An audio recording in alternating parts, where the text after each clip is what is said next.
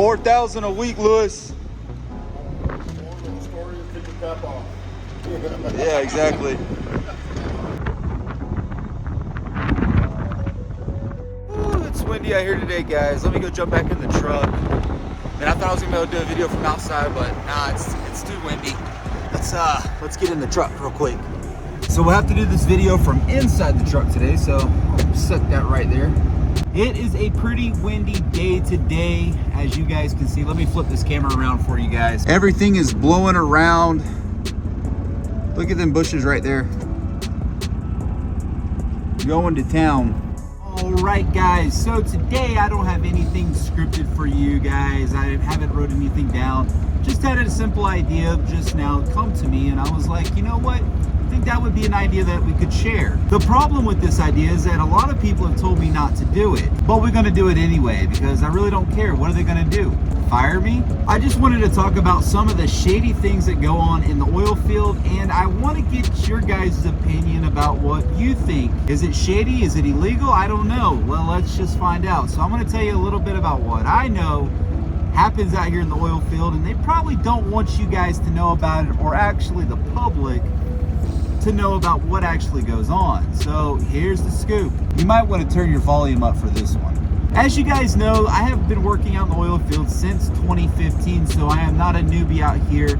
I actually left the oil field back in 2020 to go do flatbed trucking with my own truck, and then obviously that didn't work out because I'm back out here in the oil field. But I came back to work for my old company that I used to work for. It's got a new owner and everything. Dude doesn't know what he's doing, but it is what it is. I'm not a big fan of him, but he does pay my checks and they are pretty good, so really don't care.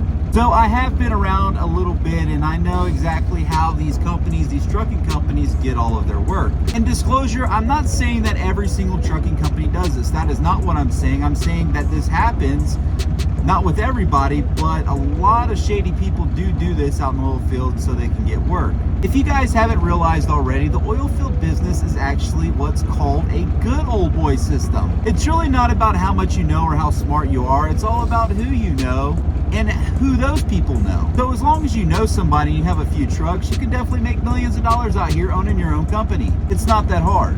That's what she said. So back in the day when I used to manage for Mesquite Services, the company that I work for now, we were literally doing about $1.5 million per month, and that was just at one yard. For reference, we had 4 yards running at that time. So you can imagine Mesquite made a ton of money per year. And I do have to say, not all of that work was bought and paid for. But what do I mean by bought and paid for? Well, what I mean is literally what I just said, bought and paid for. All of that work was not bought or paid for. A lot of trucking companies do buy and pay for their work.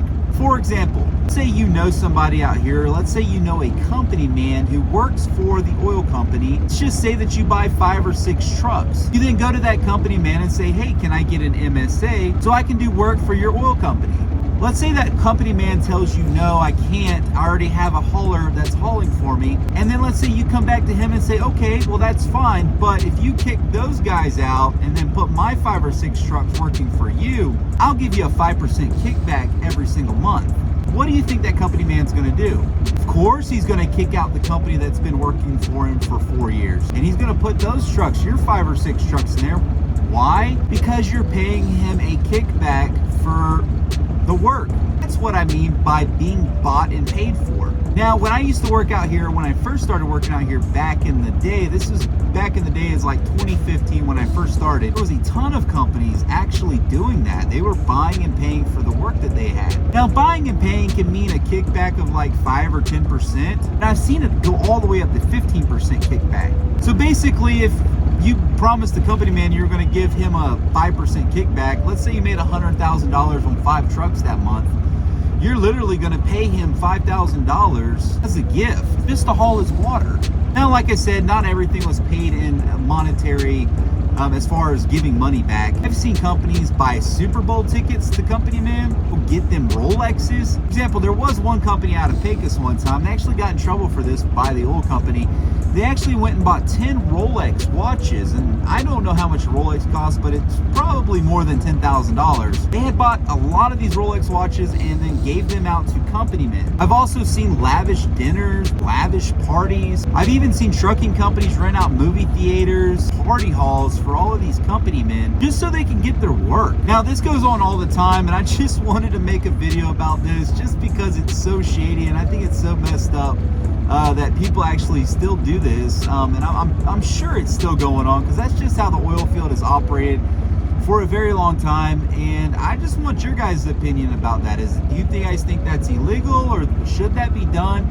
I mean, there are companies that want to do business legitimately, and they want to be rewarded for the work that they do. And it did put a lot of companies out of business, and I'm pretty sure it's still putting companies out of business, because these trucking companies think they can just come in here and buy work.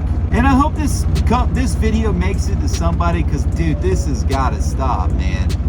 If they are still doing this at this day and age, that's pretty ridiculous. Somebody ought to put a stop to it. But anyway, that's just my opinion.